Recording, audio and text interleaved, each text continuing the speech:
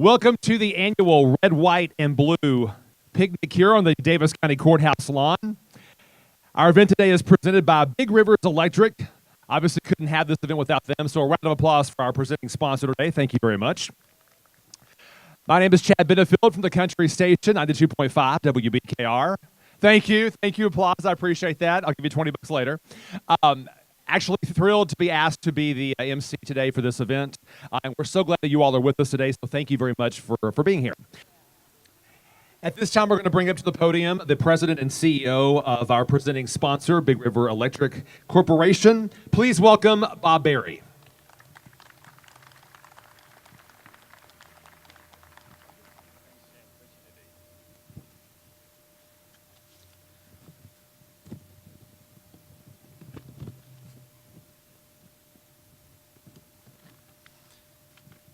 Well, good afternoon. As Chad said, I'm Bob Berry. I'm the president and CEO of Big Rivers Electric. And Big Rivers is honored to serve as the sponsor of the Greater Owensboro Chamber of Commerce's 2018 Red, White, and Blue Picnic. I'd like to thank Candace Brake, president and CEO of the Chamber, her staff, her board, and all the volunteers who have worked tirelessly to ensure this successful event occurs each year. So if I could we get a round of applause for those?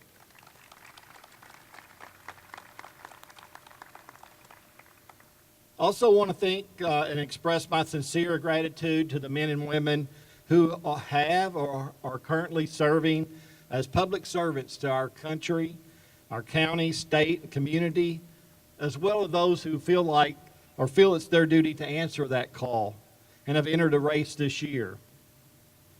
To tell you a little bit about Big Rivers, we own 3 electric generating power plants. We employ about 520 employees. We provide electricity or power to 3 of our member owners.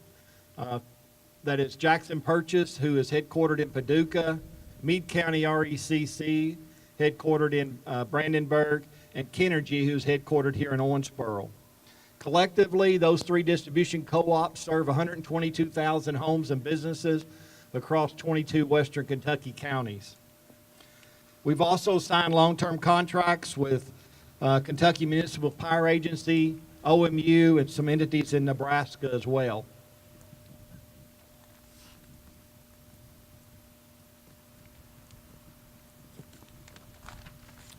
Needless to say, the decisions, laws, regulations, and enacted from the local city commission to the halls of Congress have an impact in our industry, our business, our consumers, and our employees. That's why we feel it's important that we continue to be an advocate for our consumers and remain engaged in the shaping of public policy. As a not-for-profit generation and transmission cooperative that's owned by the people that we serve, Big Rivers recognizes the importance of we the people. That's why I must also thank all of you on the lawn for being concerned enough about your privilege to vote to come out here today and to learn more about the candidates. So I encourage you to listen, to ask questions, to research, but most importantly, please go vote this election day, Tuesday, November the 6th. Thank you. Thank you so much. Thanks, Bob. Merchandising opportunity for 2019, Red, White, and Blue Picnic tarps. Anybody? Okay, thank you. Okay, so we're going to go over sort of the procedural rules for the picnic today. And first of all, we will talk about our crowd participation rules. And obviously, we want to thank you so much for being here because obviously this process doesn't work without you. So the fact that you're here is awesome. Obviously, we expect attendees to show respect to all of our candidates today. No heckling will be tolerated, but supportive cheers and applause absolutely encouraged. If you have a candidate that you're here to support, definitely, show them the love and the support. This is a family event, I want to remind you, and we're excited to have many student groups with us here today. If you look around, there are a lot of young people with us, so give them a round of applause. As you all know, the Chamber has this huge initiative called Go Vote. It's so important, and the next generation carries that torch, and it's awesome that we have folks participating today. As for signs, civil handheld signs, absolutely more than welcome. Flags, stickers, all that good stuff. Feel free to wave those in the air proudly. You're more than welcome to do that. Now, as for our participants today, our candidates who are here, there is an official timekeeper sitting in the front row, and she will be timing speeches today. And those speeches will range from 2 to 3 to 5 minutes, depending on the race at hand. The timekeeper will hold up a sign at the 1-minute mark and the 30-second remaining mark, and will stand when time is up if you have not concluded your speech. So basically, consider her a hook. All right, so without further ado, we're going to begin our program today, and hopefully it will stop raining. We're going to begin today with our candidates for the District Court Judge race. Each candidate will get 2 minutes, and we begin with your first candidate, Misty Miller.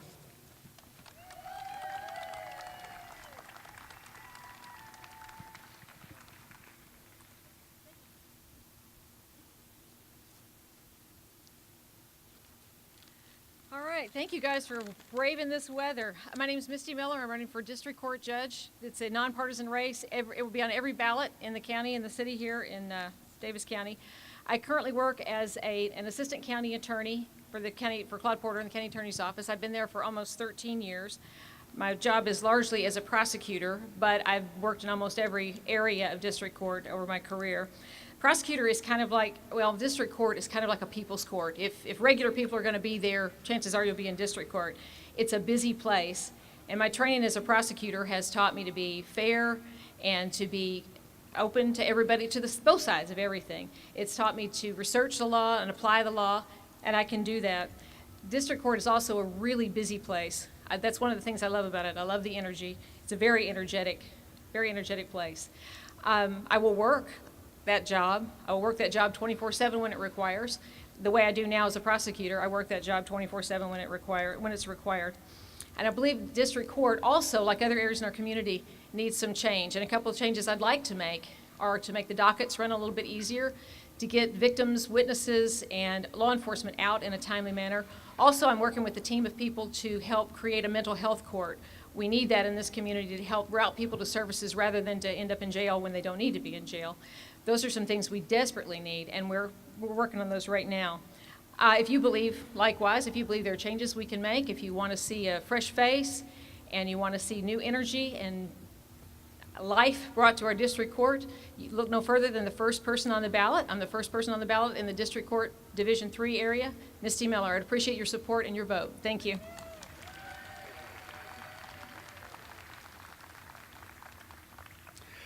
Our next candidate in the race for District Court Judge is Judge Nick Burley.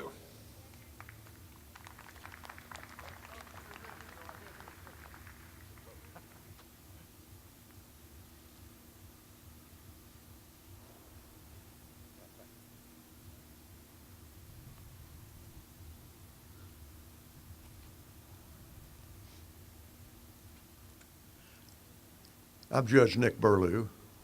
I've been your judge in Davis District Court Division 3 since 2009. That's 9 years. Actually, it's over 9 years. And I've been entrusted since then by the voters of Davis County to continue in my position. It's a very important position as district judge in 2 elections where I was unopposed. And I'm hoping to continue my career in this position.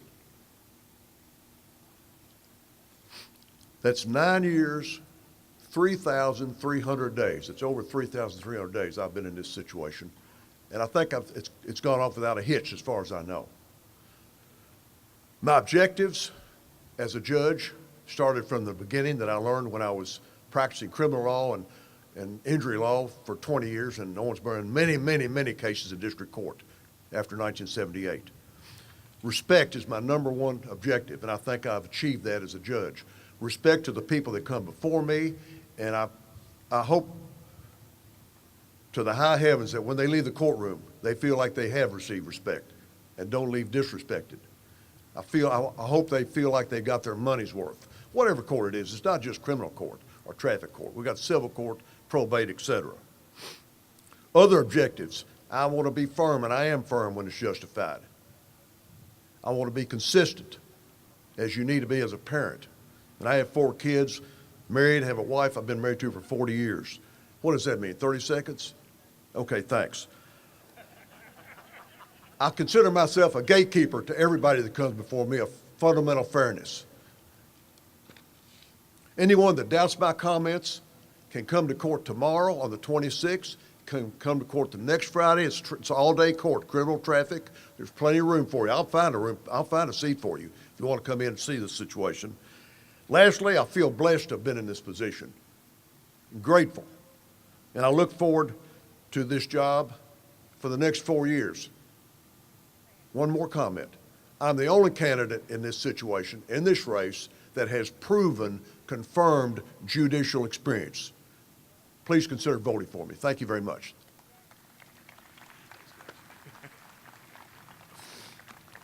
By the way, this is the Red, White, and Blue Picnic. If anybody wants hot dogs, hamburgers, we do have those. Fraternal Order of Police, they've grilled those up today, so feel free to help yourself. We now move on to the race for Davis County Clerk. And addressing you first this afternoon is Richard House.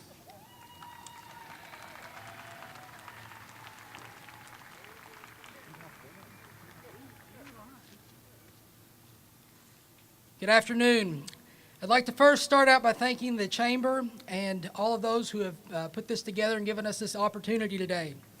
This building behind me has been a place that I have come to for my entire adult life. A place where I've worked hard, learned, and had the chance to help so many people. It's been my honor to work for you for the last 22 years, and it has been a blessing to me and my family. I want to also thank the great staff that I've worked with over the years. You see, the clerk's office is a complex service business covering everything from vehicle transactions, legal recordings, marriage licenses, passports, and yes, the election process. At some point in your life, you will interact with us. I've come a long way from being that 19-year-old boy that Mike Libbs hired to the husband, father, and man that I am today.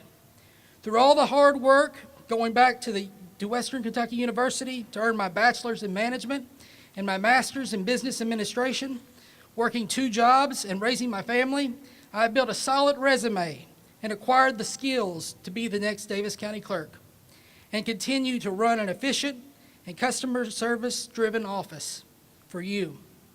Now, I have gone as far as I can on my own, serving as Oz Osborne's Chief Deputy. I now humbly ask for your vote on November 6th so that I can use my 22 years of experience on the job, my integrity, and my dedication to continue to be your next county clerk. Thank you, and God bless.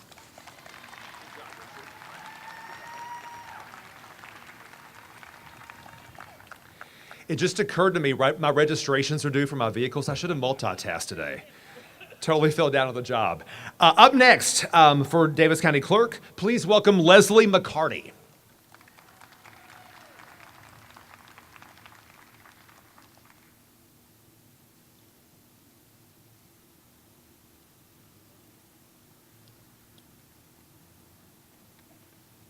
Well, hello, everybody.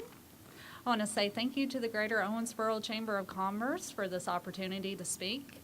As a 15-year career of customer service at the library, experience in library management, and leadership in civic groups such as Kiwanis Club and Whitesville Historical Society, active engagement with veterans in the Davis County community, and my knowledge of archiving and record management definitely qualifies me to be your next county clerk. My knowledge and life experiences are different, but they bring a fresh perspective and vision to the county clerk's office. The clerk's office is not just a place for you to pay your taxes. It is an active hub of citizen trust, which means you trust us to record and archive your most important life decisions, buying a home and automobile, getting married, registering to vote, or running for an office. These decisions are so important, and you should be able to depend on us to conduct this business with excellence.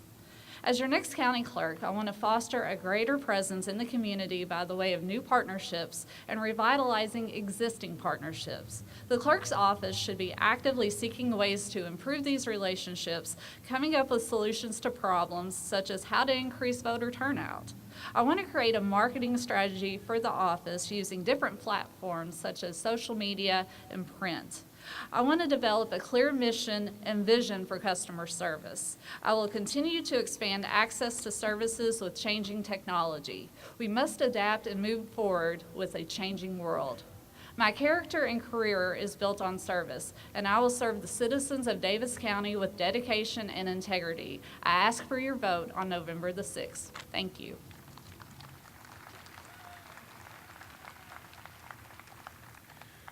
We will now move on to the candidates for Davis County Jailer.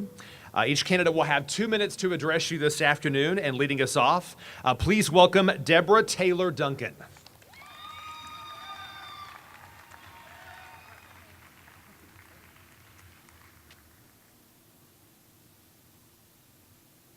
Good afternoon. My name is Deborah Taylor Duncan.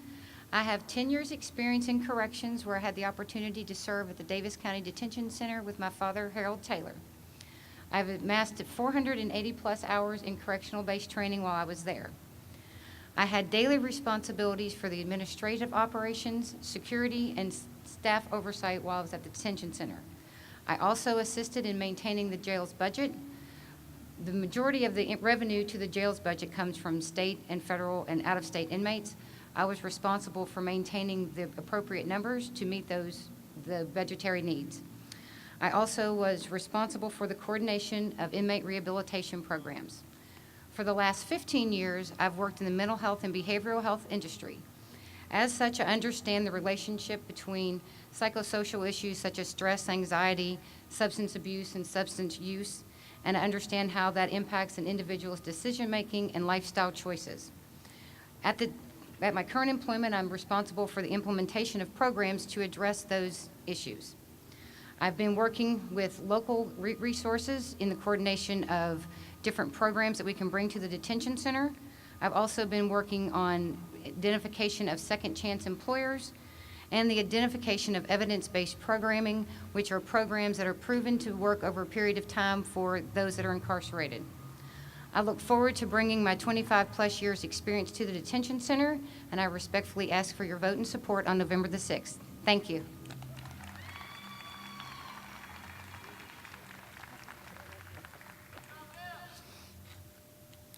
And next we have Jailer Art Maglinger.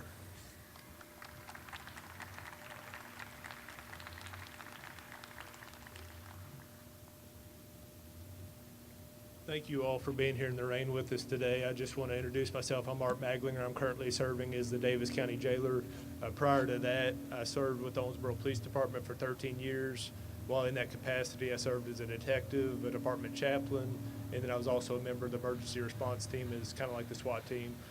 Since I've appointed jailer about a year ago, I've really tried to just continue the progress that was made.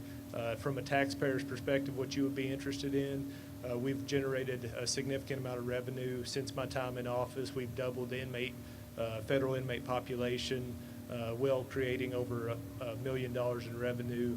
And then I've also contracted with Vanderburgh County, Indiana, to also generate another source of revenue. What drew me into law enforcement and now public safety was my strong sense of justice. And on the other hand, I also believe in compassion. And I do believe that all of us find loved ones and friends that are sometimes found incarcerated. And as a Christian, I do believe in treating them with respect and professionalism. And if you allow me to continue to serve, I will continue to serve with diligence, integrity, and compassion. Thank you.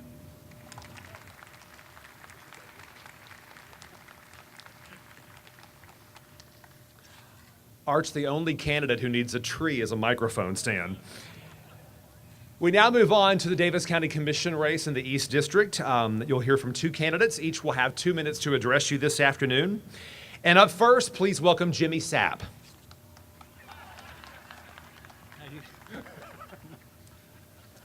I don't think he was ready for that, was he? I am Jimmy Sapp, and I'm running for East County Commissioner. I see a lot of you out there that I've talked to throughout this experience. A little bit about me. I've owned my own repair facility, Twin Oaks Automotive, on the east side of town for 24 years. I've been blessed to have about 12,000 customers come through in that 24 years.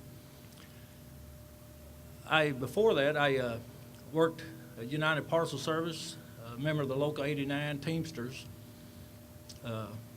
in automotive for them. And I look forward to working for the people of this county and this city. I'm going to fight the taxes. I don't know if everybody realizes the amount of taxes you pay on your insurance here in the city, 11.5%. Bowling Green is 2.3%, and Lexington, Louisville is 6.5%. That's per $100. So if you got a pretty good insurance bill, you're paying quite a bit of taxes on that. That's one of the things that I'd like to find out, where all the money goes, why we're so much higher than the three larger cities. The trying to save money here in the physical court is another priority.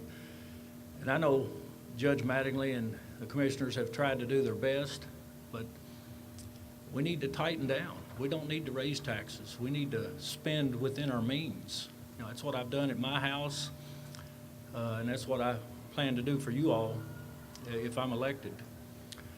I want to thank all the veterans, especially, and thank the Chamber for putting this on, and thank you all for standing here in the sprinkling rain to hear all of us.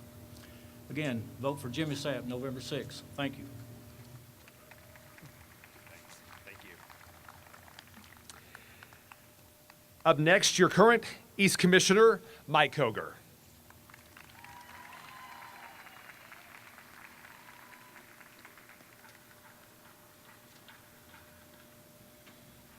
I would like to thank all the veterans here for your service, as I am an Army veteran myself. Good evening, I'm Mike Koger, your current East County Commissioner. I'm running for re-election.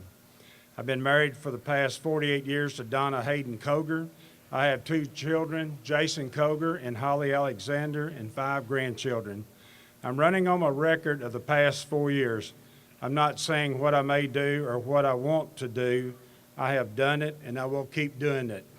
The county budget's in excellent shape with money in the bank.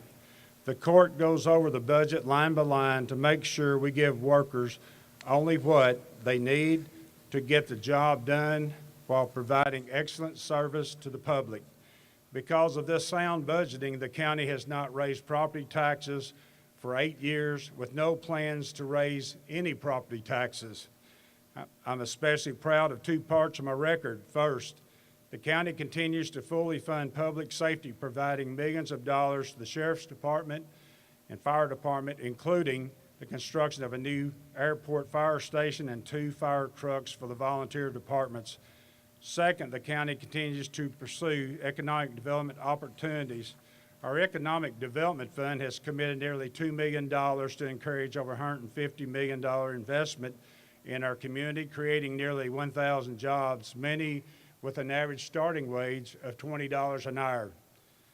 Again, I'm Mike Koger, your East County Commissioner. If you like how the county has been run for the past 4 years, and you like my proven record on county spending, taxes, and economic development, then I ask you to vote for me on November the 6th. And if you'd like to give me a call or send me an email, you can call right up here to the physical court office. They've got my phone number. I always return all of my phone calls promptly and go visit the people that needs me promptly. Thank you.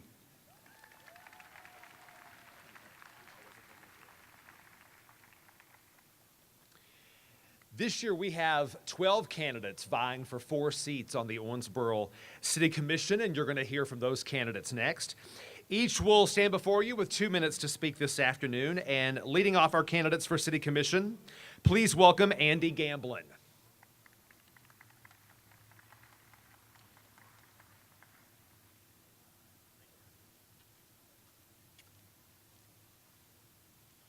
Good evening. My name's Andy Gamblin, and I'll be number 12 on the ballot. I'm concerned about Owensboro. Of course, Owensboro is a great place, but I'm concerned because we are in debt. We need to get out of debt. I want to look at trying to, if I have the privilege of making it to the city commission, I want to look at bringing in high-paying jobs. We need high-paying jobs for our young people, because our young people is leaving, and we need the high-paying jobs, and we need to look at ways where we can cut taxes, because taxes, if we cut taxes, then that will put money back into the economy. And we need to have clean coal, because clean coal is coming back, thanks to President Trump. Obama hurt the coal industry, and because he had a lot of regulations on the coal, but thank the Lord, Trump is bringing that back. And also, I want to look at using this river down here. We need to rein in OMU and have them to look at the river, because we can use turbine generators to have good electricity coming from the river. So remember, vote for Andy Gamblin, November 6th, number 12 on the ballot. Thank you. God bless you.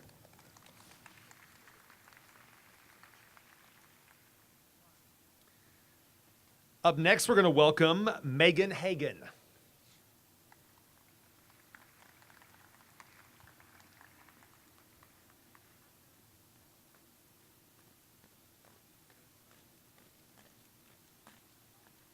Hey guys, my name is Megan Hagan. I'm number 11 on the ballot. I started in politics 18 years ago. I decided to run because there was a call for more women to run for office. And although I'm 33, I thought, why not me? I have a vision for Owensboro. I believe that I can project us into the future. I feel as though if we stop closed-door meetings where things are voted on in private, where no one's able to have a say in it, especially the voters, that's one of my first steps. I also believe that OMU should not be having such a say in, that we should have more of a say in what goes on with OMU and the utility rates. I believe the bridge should be powered by solar energy, and I also believe that we need a fairness ordinance. I have a 5-step plan, and I'm not the best public speaker, so I'm sorry right now if I am kind of like, I just want to say thank you for allowing me this time to be up in front of you, and I hope that my message of getting out and voting has gotten across to you. I'm not here to work for the government. I'm here to work for you. I am not the most articulate person in front of people, but I have an idea, and I hope I've presented these ideas to you, and I've done it in an articulate and intellectual way, and if not, I always have questions, and if you want to reach out to me, please feel free. Once again, my name is Megan Hagan. I'm number 11 on the ballot, second to the last. Thank you. No more closed sessions.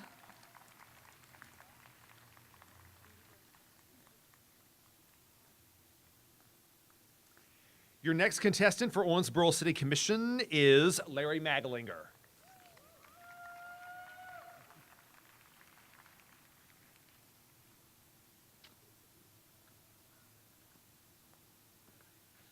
Good afternoon.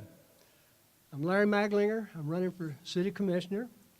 I'm a lifelong resident and a business owner for over 42 years. I'll provide new leadership using my business experience to take a fresh look at the issues that concern our community. People ask, why are you running for City Commissioner? I'm running for City Commissioner because I care about the community. This community has been good to me, my family, and our business. I received a heart transplant 2 years ago, and that was a life-changing experience for me and my family. As of today, I have a clean bill of health, and I am ready to serve as your city commissioner. You know, I've been walking the precincts over the last several weeks, and I've talked to a lot of people. And a lot of people agree that I should support responsible use of tax dollars. As a taxpayer, I'm committed to finding solutions to our current problems without creating a hardship for taxpayers. Ensuring a safe community. We always have to have the resources to hire and retain the men and women to keep our community safe. Supporting local businesses. I want Owensboro to support local businesses whenever possible. For every dollar spent with a local business, up to 45 cents stays in this community. And also supporting moving our city forward. I have a vision and I have experience to guide our city. I'm Larry Magelang. I would be honored to be your next city commissioner. I am first on the ballot, and I'm asking for your vote November 6th. Thank you.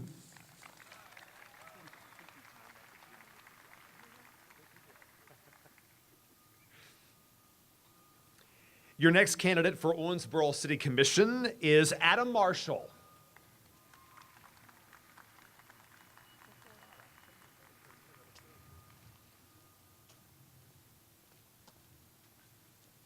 Good afternoon. First of all, I'd like to thank everybody for showing up tonight. It's an awesome honor to stand here before you guys and ask for your vote. First of all, who am I?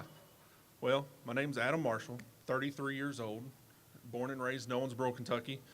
I graduated from Davis County High School in 2003 and graduated from Eastern Kentucky University with a Bachelor's of Homeland Security. I'm married, been married for the past 12 years, to my wonderful wife, Mariana. We have 3 kids, Elizabeth, Isaac, and Anna, and that's why I'm standing here today. I want to make sure that they have a future.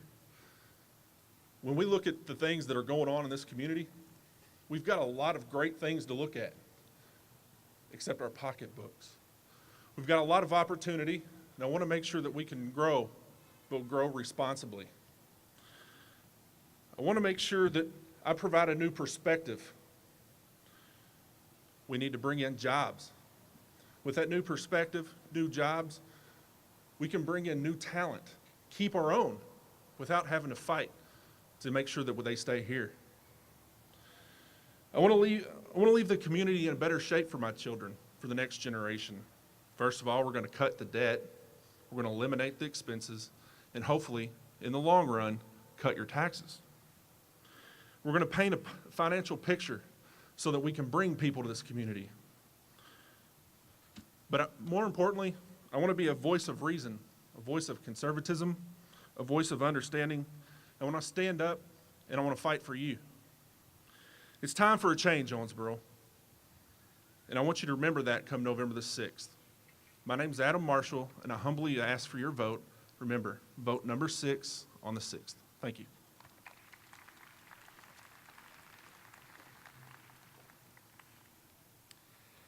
Up next in the Owensboro City Commission race, we welcome up Joseph Martin.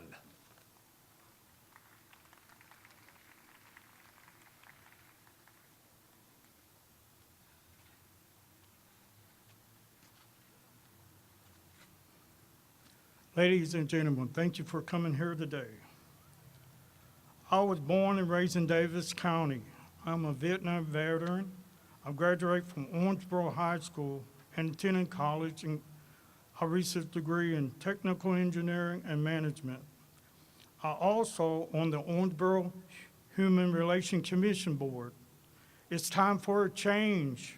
I understand the problem we face every day. I'm honest, dependable, and hardworking. I have experience in making tough decisions. I will listen to your ideals and concerns. 2 things I will ask myself: can we afford it, or do we need it? You have the right to know what goes on in your city.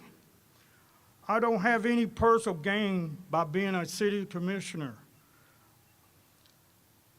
I support working families, fire, police department, and senior citizens and veterans.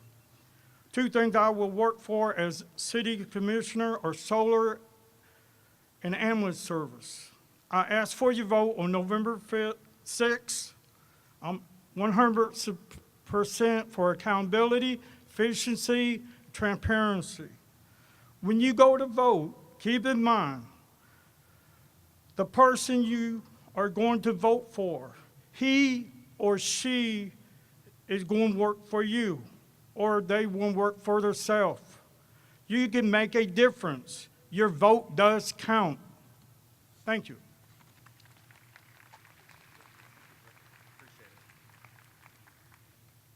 Up next in the Owensboro City Commission race, Mark McCoy.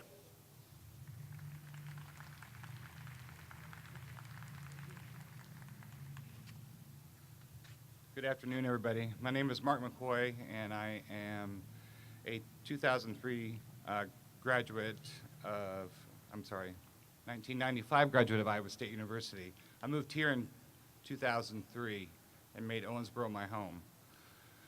I am married and have 4 adult children and 6 grandchildren, which all live in Florida. I want to be a city commissioner for many reasons, but the two most key items are accountability with the budget. I think there is money being spent where it could be saved somewhere else.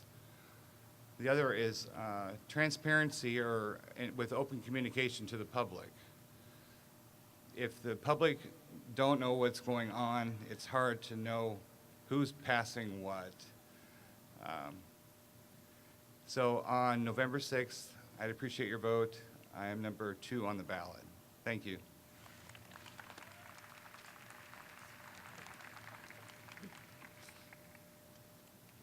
Up next in the Owensboro City Commission race, please welcome Jeff Sandford.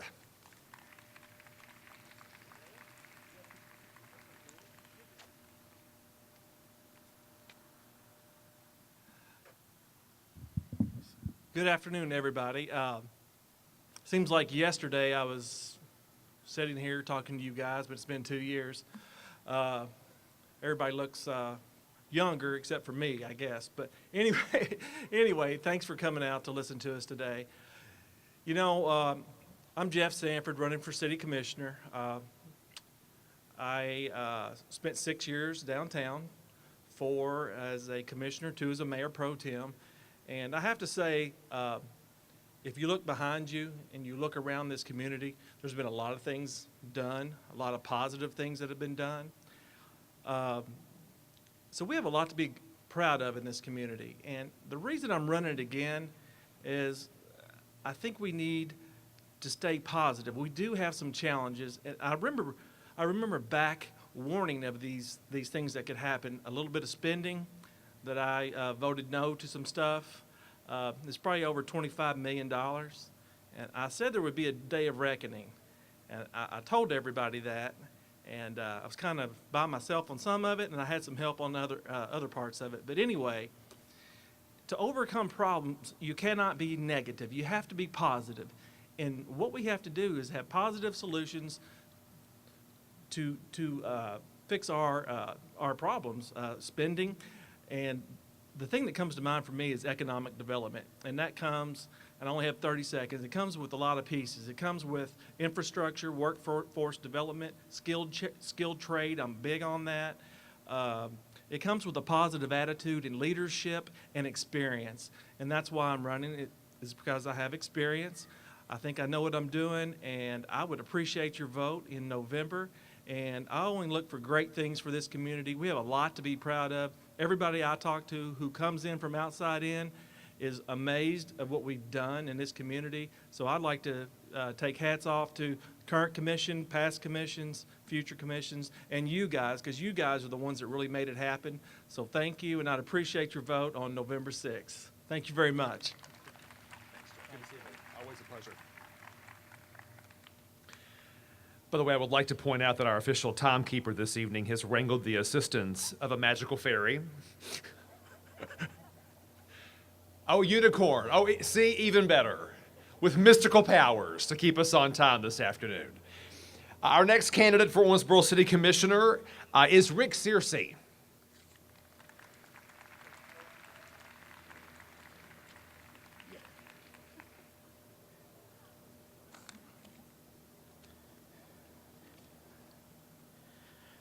Thank you, everyone.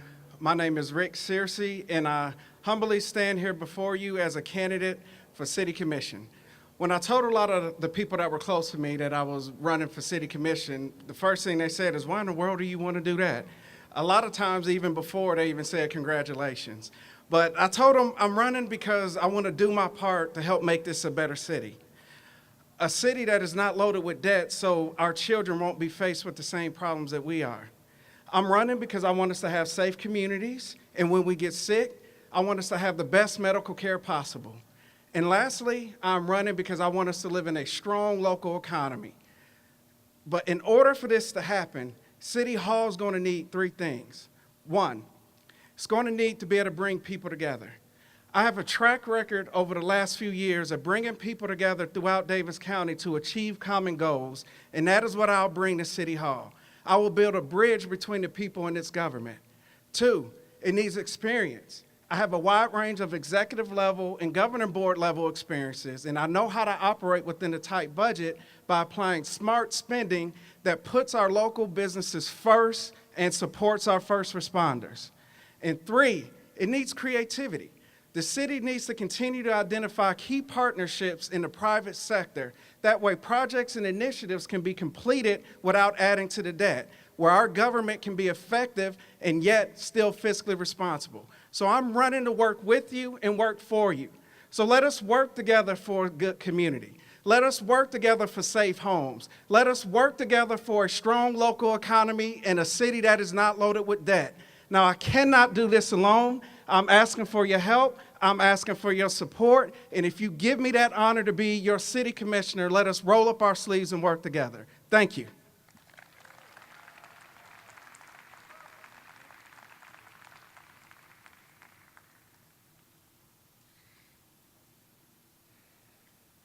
Next in the Owensboro City Commission race, we will bring to the podium Charlie Shelton.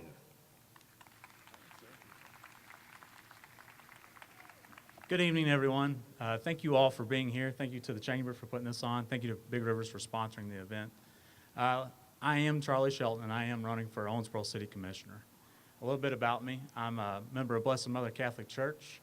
I'm a certified public accountant, but mainly I'm a husband and a father. I've been married for 10 years to my wonderful wife, Becky. We have a beautiful 6-year-old little boy, Owen. I want great things for Owensboro, and Owensboro is a great place to be. Sometimes the enemy of being really good, though, or being really great, is that you're good. And so we've got to figure out how to get past the apathy of being, well, that's good enough, and having that good enough mentality to moving forward to being, oh, well, that's fantastic, that's great. I think we have a beautiful downtown. Let's expand those resources now out to the rest of the county. You know, let's look at tax abatements for, improving blighted areas. Let's look at working together with our senior citizens that are still at home, that need help. Let's start partnering and becoming more community-oriented with our neighbors. And, I've talked a lot in the last two forums the past couple of days about taxes and the tax increases that have occurred. Well, it comes down to planning. You know, when I worked for Big Rivers Electric, I was a big piece of their strategic plan.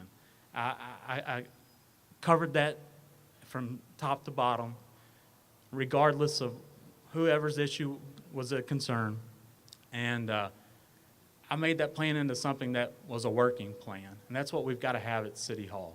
We've got to have a working plan that the people can give their input on, and we represent their vision, not our vision, for the future of Owensboro.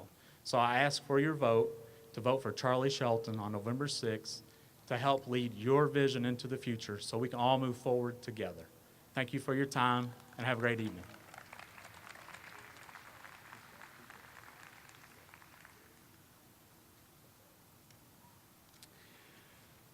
We have 3 candidates remaining in the Owensboro City Commission race, and the first one to address you, Commissioner Larry Condor. You didn't know how far I was away from you, did you? Thank you very much, everyone. Before I really start into this, I want to make sure I thank one person, and that person has been with me for now 18 years. And without her, I would not do a lot of the things I've done, whether it be developing in downtown or helping our city as a city commissioner, and that's my wife, Rosemary Condor, who is standing over here with Watson, our dog, that's a therapy dog. She is the executive director for CASA for children and does a fantastic job with them, and along with taking care of me, which is really the biggest job. Let's go backwards and just look over what's happened over the last 2 years in Owensboro. What we've done is been able to finish the project that were started from the previous administration, whether it be the Bluegrass Museum or the parking garage or all of those other issues that we needed to finish up. During these 2 years, we also the city did not issue any debt, none whatsoever. Our capital projects were pulled back in order to fix some of the issues that we needed to address immediately at that time. Our general fund balance was only right around $8 million and falling. Today, it's a little over 11 million and continue to grow. Our economy is hot. This city is hot. Whether it's cool tonight or not, it doesn't matter. We have people that are looking for jobs, a 3.7% unemployment rate, which is statistically impossible, but we're still doing that.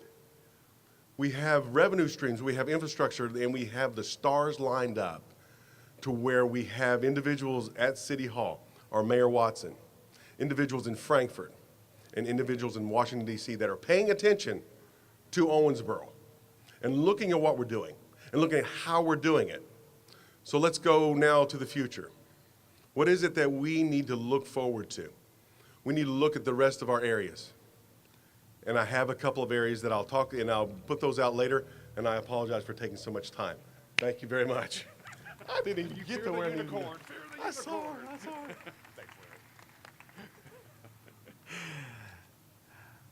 Please welcome up next Owensboro City Commissioner Pam Smith-Wright.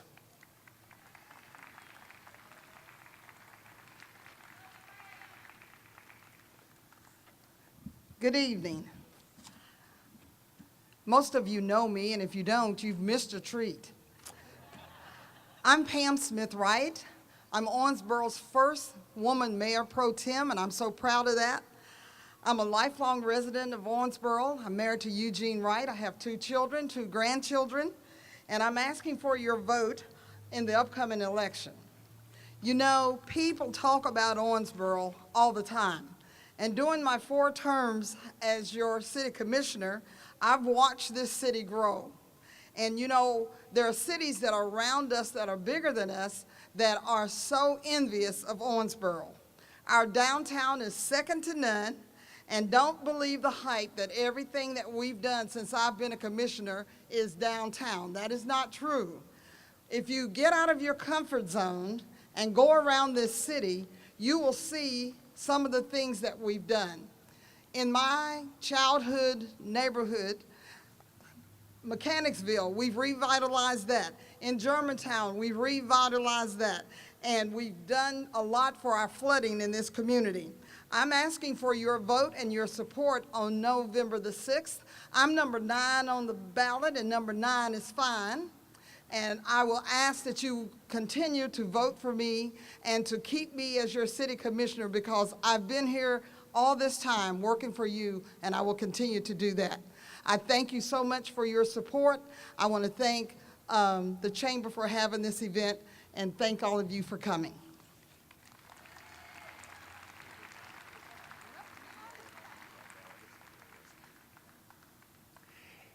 And our final candidate to address you this afternoon, Commissioner Jay Velata. Speaking to the microphone. Oh, wait a minute, that's on the other sheet. Hi, I'm Jay Velata. Thank you for allowing us to speak today. Thank you to the Chamber for the opportunity and this community for being here. I'd like to also thank my wife, Lynn, for attending and supporting me and our children, our 3 children. It has been an honor and a privilege to serve the citizens of Owensboro over the past couple of years as your city commissioner. I'm blessed to have this opportunity and have had the opportunity to work around the most dynamic people in our community, not only in my daily work life, but also in my industry, the community, and with our current mayor and commissioners. We've got a great team. As you know, we've had some issues that people keep talking about, but there's things that we can fix, and there's ways to do that. We have a robust workforce that can take care of a lot of things, but we also have jobs that are open and available.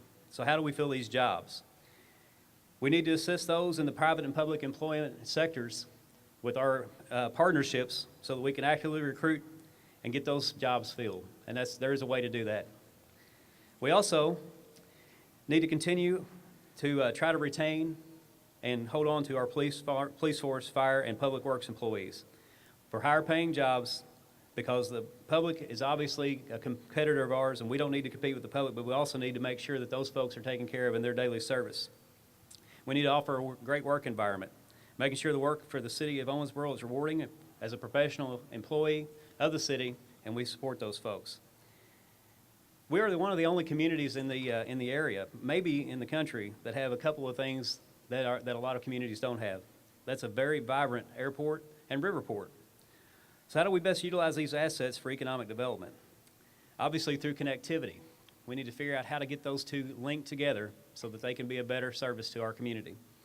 How do we do this? Well, it's making them ready to be serviceable by getting them shovel ready so that we can have industries come in and offer the opportunity for those folks to be able to be supported. I'm endorsed by the FOP, number 16, and also supported by the Realtors Political Action Committee, and I'm proud of those groups that serve me because I serve them. Thank you for support. I humbly ask for your vote on November the 6th. My name is Jay Velata. I'm number 10 on the ballot. Thank you.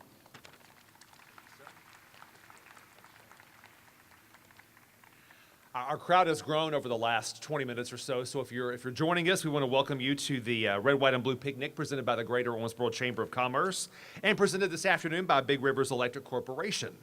We're now going to transition and move to some Kentucky House races. And we begin with District 7. And addressing you first this afternoon, please welcome Joy Gray.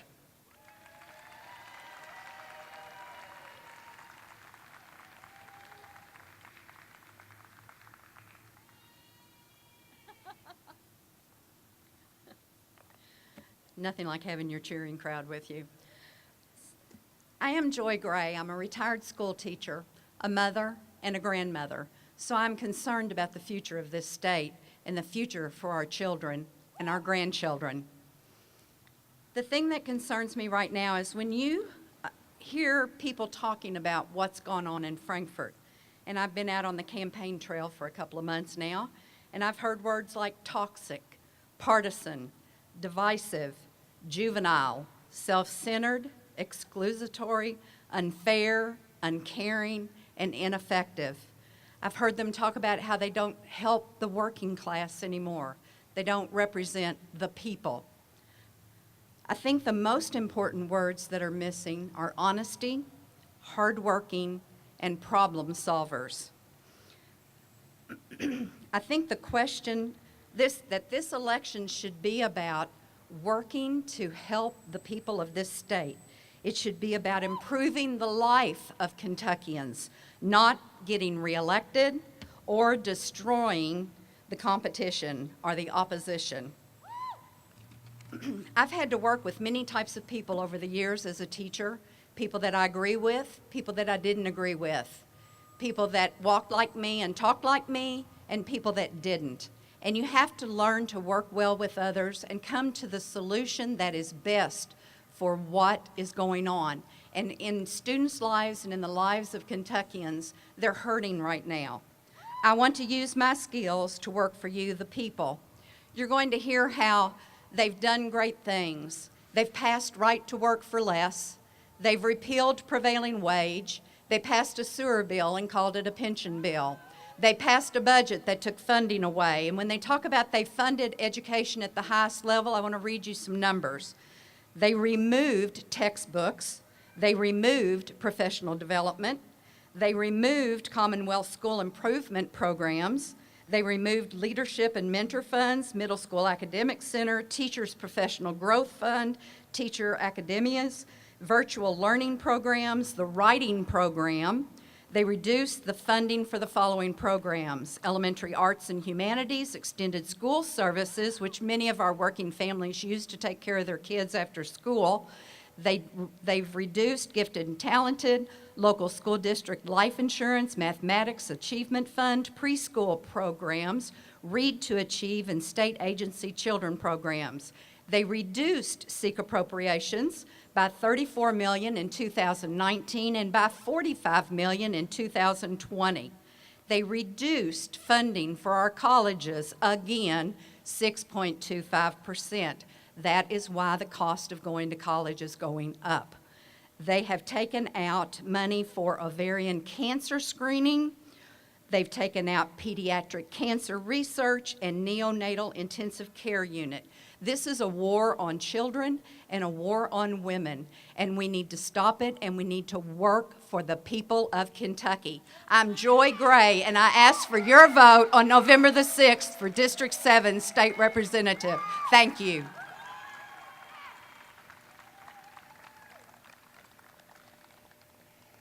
Next in the 7th District House race, Representative Suzanne Miles.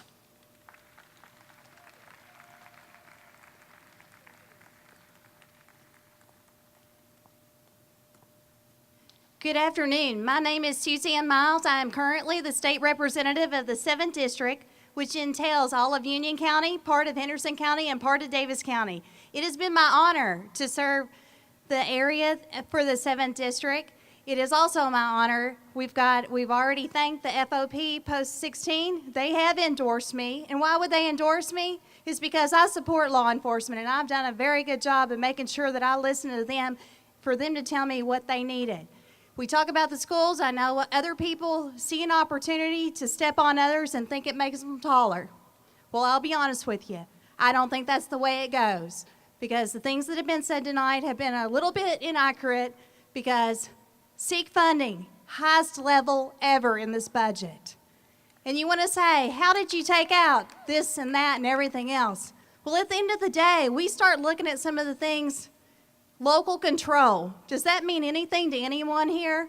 Local control. Would you prefer to make the decisions that are best for your community, for us to send you the money and make the decisions for your area that best serve you? I am also the only candidate for the 7th District endorsed by the Right to Life. Why would that be? Well, I think you know why. The other item that is very important to me is the right to bear arms for legal, safe citizens that are law-abiding. I am endorsed by the NRA also, and I'm very appreciative for that. I want to thank everyone for coming out tonight. We've got several in the audience from several different counties, and we appreciate you all traveling over to see us and join us this evening. We also appreciate, we've got a lot of youth here.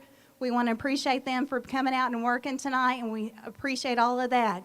My name is Suzanne Miles, and I ask for your vote for November the 6th, and I appreciate the opportunity to serve you, and God bless.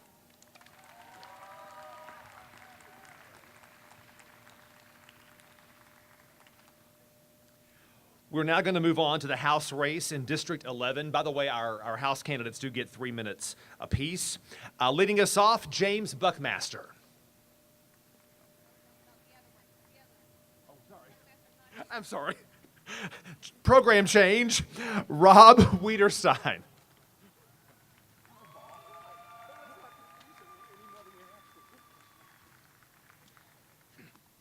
Good afternoon. I'm Rob Wiederstein. I'm a pretty average guy. I retired from being a district judge over in Henderson County, Kentucky. I spent about 17 years looking at dog bites and fist fights is what I call it. It wasn't a real glorious job, but I was glad to do it. I grew up in a little place called Middlebury, Indiana. Town of 3,500, one stoplight and a Dairy Queen. That's it. That's all we had. Went to the hardware store one day when I was 16 years old, and I said to my dad, "We need some work boots." My dad said to me, "Rob, you're going to have to get Cardinal work boots." I said, "Cardinal, Dad? What is Cardinal work boots? Anybody heard of Cardinal work boots?" I said, "I want Red Wing work boots." He said, "Rob, we can't afford Red Wing work boots." I said, "Okay, Dad, we're going to make it work." That's how I grew up, where the value of $1 meant something. And in 1999, some group of people, a whole lot like this group of people, took a chance on me when I was 29 years old running for district judge in Henderson County, Kentucky, folks. I don't know what they were thinking, but they voted me into office. And in that day, 1 month after I started that job, 1 month after I got that first check, I went down to Wilkerson's Shoes in Henderson, Kentucky, And I paid top dollar, ladies and gentlemen, I mean top dollar, for a pair of Red Wing boots. And I wear those boots when I'm nervous, when I'm talking in front of 200 people. And that's what these boots are right here.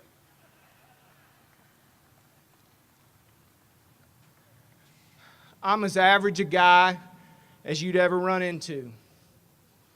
I got a little piece of Davis County over here by Stanley, about 1,000 votes. I believe in quality education, paying people's pension, and quality, affordable health care. That's it. I'm Rob Wiederstein, and I need your vote this year. Thank you.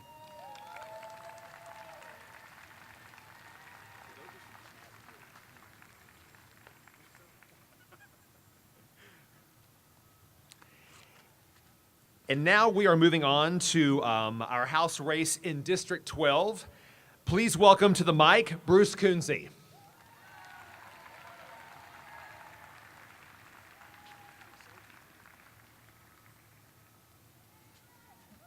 Good afternoon. It's good to see everyone out. This is what democracy is all about.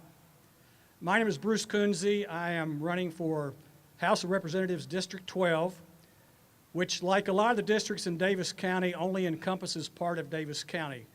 But I have 5 precincts in Davis County, and they're all very important: Utica, Pleasant Ridge, Masonville, Habit, and Southern Oaks.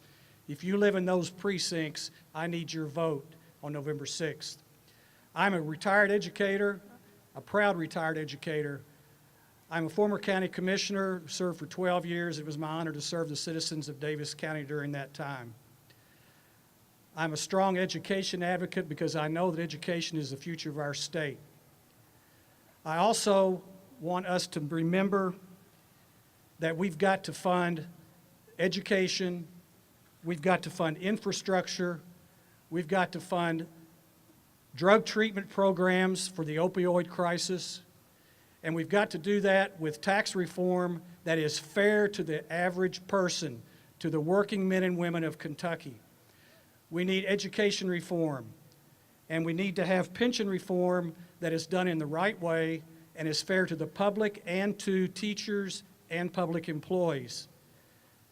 Today there is a group of students here from the Wendell Ford Government Education Center that I had the pleasure of working with for 3 years from 2013 to 2016.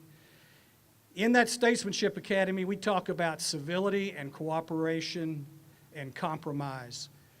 And if I have the opportunity and the honor to go to Frankfort as your state representative, I'm going to display those attributes in everything that I do in working for the people of Davis County, for Webster County, of McLean County, of North Hopkins County. We need representatives who will work together, who will look at both sides of issues and do the right thing, no matter how tough it might be. I'm prepared to do that. I ask for your support on November 6th. It would be my honor to serve you in Frankfort. Thank you so much.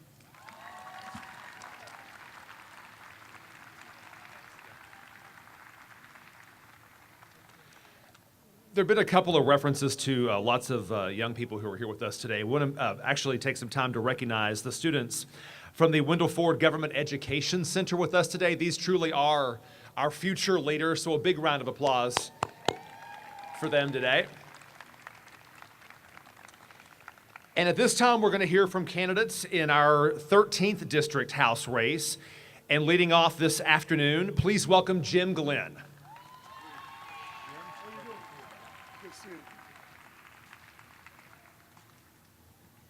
Let me say first, my name is Jim Glenn. What I have is a stretched tendon in my ankle. That's why I have the boot on. I have a doctor's appointment tomorrow morning. Hopefully, he'll give me the okay to run. Bottom line, I'm Jim Glenn. I'm running for District 13, City of Owensboro, Daviess County. I get up every morning thinking about 2 things and 2 things only. What can I do to make the Commonwealth of Kentucky better? Item 1. Item 2 is, how can I help the citizens in District 13 to make their lives better? I get up every morning thinking that. I'm a teacher. I've been teaching in this community for 30 years. I taught at Brescia for 5 years. I teach currently at the community college, and like I said, I've been there 30 years. I've been an administrator, I've been a college dean, and I'm a tenured full professor. That's all about me. Now, what about this race is about you? The teachers have endorsed me in the state of Kentucky, KEA. The police force in Kentucky has endorsed me.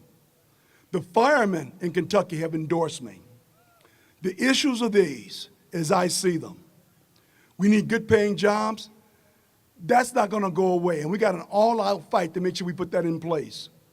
2, educational opportunities. You heard Joy Gray. She spoke the truth. We're cutting money to higher education. We're cutting money to our schools. We're cutting money on our books. It's a crying shame. Last item is economic development. We need that to keep our community rolling. My name is Jim Glenn. I'm running for state representative, District 13, City of Owensboro, Daviess County.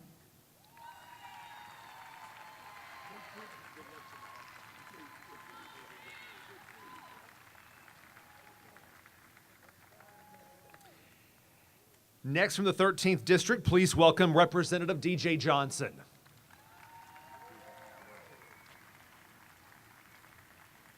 Thank you. My name is DJ Johnson. I am honored and privileged to represent the 13th District. The way I describe the district is the city of Owensboro and slivers of Daviess County. It gets a little complicated after that, but I am absolutely honored to be your representative. 2 years ago, I came before you and I made promises. I promised that I would look at and deal with the pension issue. I promised that I would look at our economy, work for our economy. I promised that I would look at the budget and find a way to have a balanced, legitimate budget. And I said I would stand up for our rights. I would stand up for the values that we have in this country. I would stand up for our military. Well, I've been your legislator for 2 years. It's been a short time that I've been your legislator, but I feel like I'm long on accomplishments. Just want to mention a couple. I don't want to get into a lot of negativity. I think we've heard enough negativity for one day today. But what we've done in the last 2 years. One, we have taken on the pension issue that has been laying there, has been ignored for decades.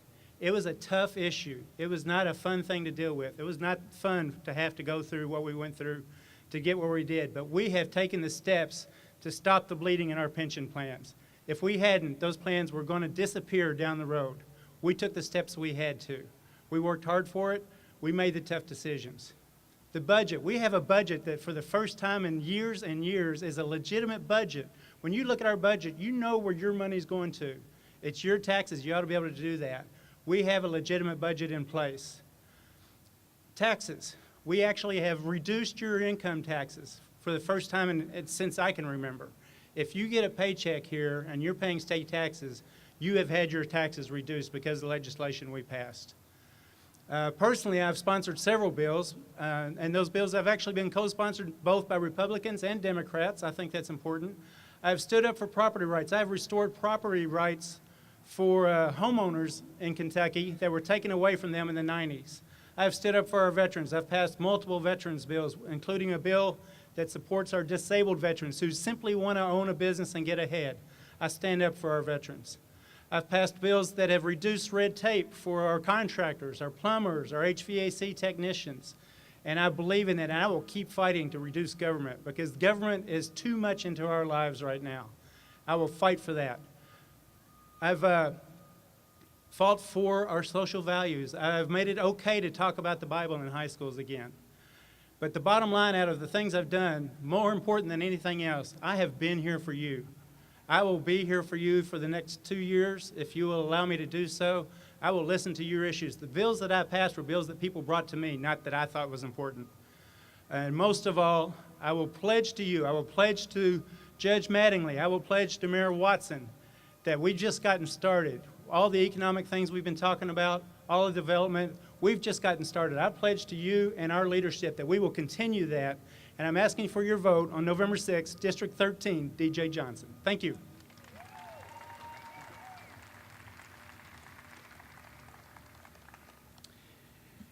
We're now going to move on to our House race in District 14. And leading us off this evening here at the Red, White, and Blue Picnic, please welcome Elizabeth Belcher.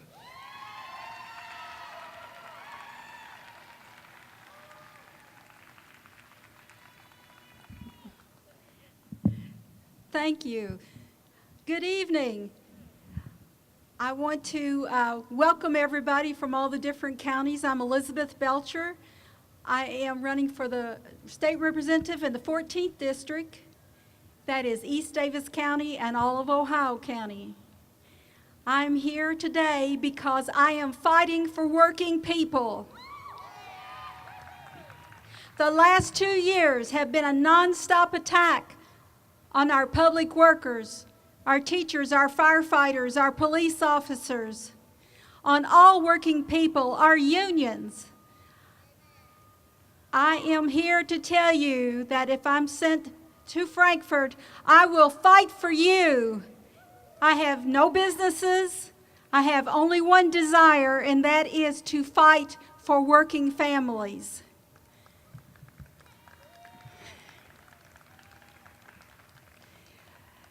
I just want to say that because of the way things have been done in Frankfort, our wages have been lowered.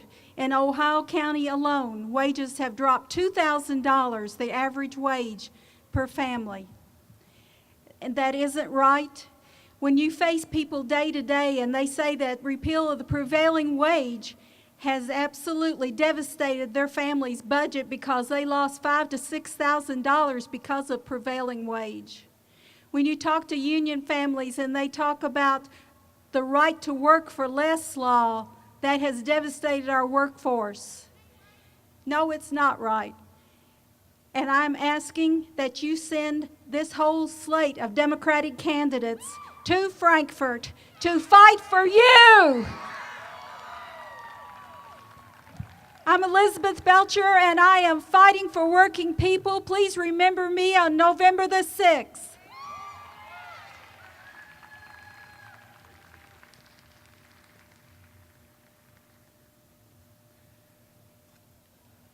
Our next candidate in the District 14 House race is Scott Lewis.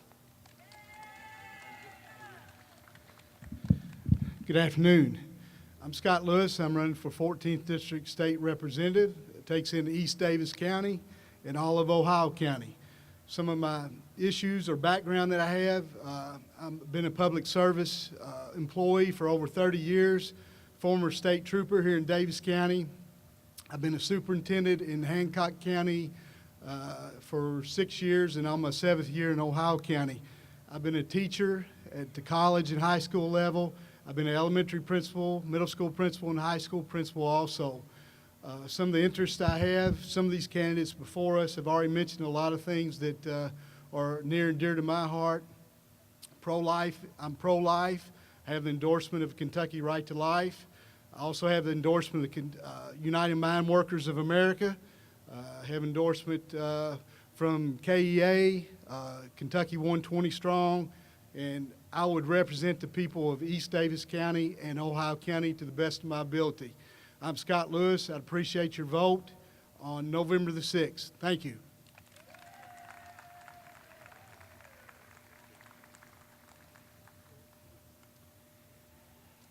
At this time, we're going to transition to a Kentucky State Senate race. These candidates will also have 3 minutes to address you this afternoon. And up first, Matt Castlin.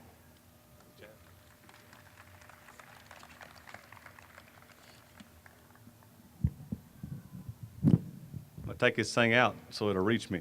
Good evening, ladies and gentlemen. Thank you all for coming out here on this courthouse lawn. I know it's cold this evening and it's raining, but you're out here exercising a right to assemble to be able to hear us candidates speak and talk about our platform. I took office in 2017 as a state representative for the 14th district, and I'm running to be your state senator for the 8th district. You know, 2017, lots of things started to change, and if you look at the direction of our state, we passed tax reform that lowered income taxes for working families, that moved us from 33 to 18 in our competitiveness in the nation. Increased SEEK-level funding to $4,000 per child, the highest education funding in Kentucky's history. We fully funded the pensions for our teachers and state workers at $3.4 billion. House Bill 362 phased into pensions for our local government. House Bill 1, we streamlined the adoption process for the most precious children looking for a loving home. We passed 5 bills to combat the opioid crisis here in Kentucky. House Bill 363 helped stop the fraud on food stamps and Medicaid. We passed a bill for our local farmers to allow them to have a 10% variance on their loads when they deliver their commodities to a market. We passed 6 pro-life bills, the ultrasound bill, the 20-week abortion ban. We defunded Planned Parenthood in Kentucky. Ban on telehealth abortions. We banned the dismemberment abortion in Kentucky. We passed a resolution honoring the pregnancy health centers. House Bill 128 put the Bible back into public school thanks to Representative D.J. Johnson. Senate Bill 17 allows our kids now to say a prayer before a school ball game. We had the lowest unemployment rate in 43 years here in Kentucky. $17 billion of investment in the last 2 years. $3 billion more in exports. 17,000 new jobs. People, I encourage you on November 6th to go vote, to exercise that right, to put people back in office who have turned this state in a different direction, who's got people back to work. The economy's strong again. We're standing up for the moral issues in Kentucky. Go vote November 6th. Matt Casson for State Senate. Thank you all. God bless, and God bless Kentucky.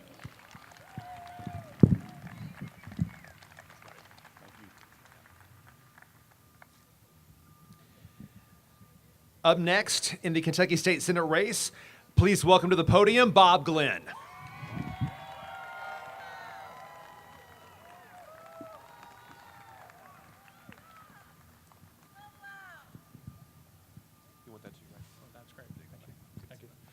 Good afternoon. Great to be here with each and every one of you. I can't emphasize enough, it's a dark and cloudy day today, and it's reflective of what went on in the 2018 legislature, where the needs of workers and teachers and seniors and teachers and small business people were blithely ignored. People say the economy's better now, but not if you're not making a working wage, and so many Kentuckians aren't. Many of them are making full below $15 an hour. That's not enough to raise a family on. It's not enough to pay your rent. It's not enough to put groceries on the table. State incentives, if I'm your state senator, have to be tied to paying a living wage. That's absolutely critical. The second is what's been done to teachers. Teachers like the lamp of learning. They move students forward, and I'm an educator. Teachers were told by Governor Matt Bevin and by his sycophants, the Republicans, that they were not allowed in the people's house, that they had to go like in the Ark, 2 by 2. Attorney General Beshear stopped that silliness and ended it so that teachers and public employees could go in and peacefully protest the injustice that was being done. You have a right to have a voice in Frankfort, and I hope to be that voice. The other issue is what's being done to workers within the workplace. My opponent passed workman's compensation. Let me call it workman's compensation destruction. Let's just call it what it was. Now we have no state inspections of coal mines, and we have coal miners who can barely apply for black lung. They have to go to one of like 4 pulmonologists in the whole state. That means they're going to have a harder time in terms of raising that specter of trying to get good medical help. That's critical. The second is that you have a cap of 15 years on workman's comp. That never happened before. The workman's comp system in the state worked fine, both for employers and employees, and now it's been gutted. The second thing that's important is that in terms of workers, you now have scaled back unemployment benefits, and you also have a situation where, despite what these other folks are saying, you're all going to pay, 95% of us are going to pay more in state income taxes because of the reform they enacted that gave tax cuts to billionaires and millionaires. So I can't emphasize enough, remember that when your bill comes due in next year. The other issue that's important is education matters. We have to properly fund public education. In our region, we do not need charter schools. And I would even have my opponents agree to that. We've had several forums, and they say, you're absolutely right, Bob. We don't need charter schools in McLean and Hancock and Davis counties, the counties I seek to represent. And we won't if I'm elected to the state senate. Let me just end with this. The best solutions come from the philosophy of the great Wendell Ford. And that is that the best solutions that solve problems in our Commonwealth aren't Republican solutions. There aren't Democrat solutions. It's when we all come together to seek the ability to make the sun shine again bright on our old Kentucky home. And if you work with me and support me on November 6th, we'll see that change in Frankfort, and we'll see that change throughout the Commonwealth. Thank you so much for your time, and God bless.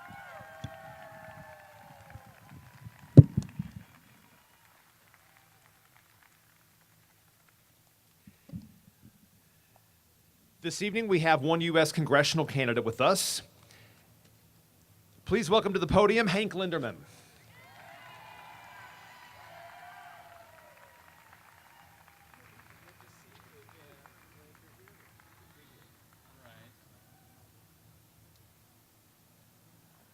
Well, hi, everybody. My name's Hank. I'm your Democratic nominee for Congress here in the 2nd District, and I have good news and bad news. The good news is I'm the last speaker today. The bad news is I get to talk a little bit longer. You know, someone asked me recently, what is our nation's most valuable resource? And the answer, of course, is the people, us, we the people. Now, we should be the #1 priority here in the United States of America. So what I want to talk about are a few things that I believe are the most important issues for those of us who live here in the 2nd District. And the first one is health care. When I began back in January, I realized that health care is the crisis that affects all of us here in the 2nd District, all of us in the state, and all of us in the country. Our health care is too expensive. It's way too expensive. It's too difficult for us to use. So we need health care that's less expensive, easier for us to use. And by the way, anyone who's argued with an insurance company knows what I'm talking about. And we also need health care to be focused on our health, not on quarterly profits. Now, in order for us to do that, we're really going to have to work to get health care that works as well as what we need. Now, I want to point out, in the United States, even though we spend the most of any country in the developed world, we are actually declining in terms of our life expectancy. We have an unacceptably high rate of infant mortality, and the United States is now the most dangerous nation in the developed world for a mom to be pregnant in. So we can definitely do better. And I pledge to you that I'll be working to improve health care and make it much less expensive. There's a bill in the House right now called House Resolution 676. It's the Improved and Expanded Medicare for All Act, and that is so far the policy that I would be supporting working on your behalf. And by the way, these are issues, the issues I'm bringing up are issues that Republicans and Democrats agree on. The next one is the deficit, and I hear from folks all the time about the deficit, and we've certainly seen the news that we now have a higher deficit than ever before, and $1 trillion was recently added by the tax cut, 2/3 of which went to very wealthy individuals and very wealthy corporations, the very people who didn't need it. Worse, what we're finding out is that Speaker Paul Ryan and Senator Mitch McConnell, here from our great state of Kentucky, have announced that they will be taking a look at Social Security and Medicare to pay for that $1 trillion deficit. Now, I have a different idea. I think we should rescind that tax cut for the very wealthy. That will take care of that deficit. And we should instead be focusing on improving Social Security and improving Medicare. I spent the morning with some folks who live on a fixed income, and they don't get a Social Security cost of living increase every year. Every so often that gets skipped. But when they do get a cost of living increase, the home that they're living in goes up the same amount that they got an increase. So that means they are falling behind, and it is wrong for our older citizens to not be allowed to grow old with dignity. That's very important to all of our older citizens. As far as Medicare goes, we can fix all of that by focusing on our healthcare system. Now, the final issue that I need to talk to you about is corruption, and as I say, I'm finding lots of agreement on this. The corruption I'm talking about is the corruption of corporate money in politics. I do not and will not accept corporate PAC money. My goal is to be elected to serve the people of the 2nd District and only be beholden to people who live and work in this district, the state of Kentucky, and of course, the American people. Now, thank you. I also want to talk about division. The last couple of days we've been seeing some terrible news, and the division thing is getting out of control. There is a way forward, and I ask all of us to find ways to reach out to people that you don't necessarily agree with, and I'm going to tell you how I do it. I listen very closely to someone, even if we don't agree, and I listen for something that I can agree with. And once I demonstrate that I'm listening carefully and that I've agreed with something, we become friends. So I've been making friends throughout the district, and I'm now going to ask you all for your vote on November 6th. And thank you all for being here on this slightly moist day. Thank you, Owensboro. I love you. Take care.